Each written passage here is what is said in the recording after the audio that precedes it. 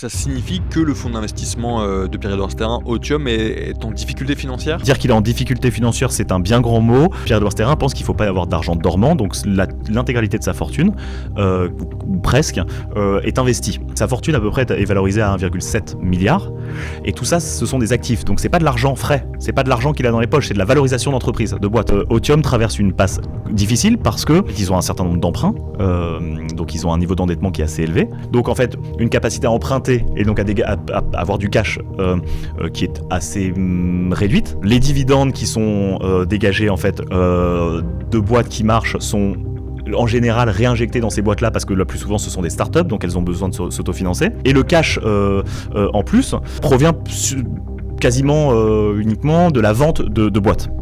Ils ont raté plusieurs ventes, dont une qui sont les parfums Dossier aux États-Unis. C'est pas en lien avec les activités politiques de Stérin du tout, mais par contre, ça fait partie de ces investissements apolitiques comme voilà, tu disais, qui sont vraiment pour le business. Voilà, c'est ça. Et donc quelque chose qui était censé lui rapporter beaucoup de cash n'a pas été vendu. Il y a une autre boîte dont c'est le cas. Donc concrètement, là, depuis 6 mois à peu près, quasiment un an, Otium tourne au ralenti. En 2024, donc l'année dernière, le fonds a investi 255 millions d'euros.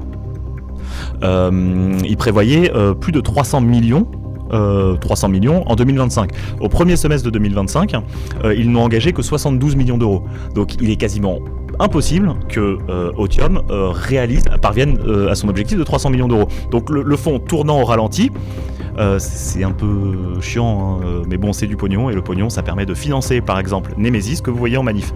Donc en fait, l'argent, c'est le nerf de la guerre.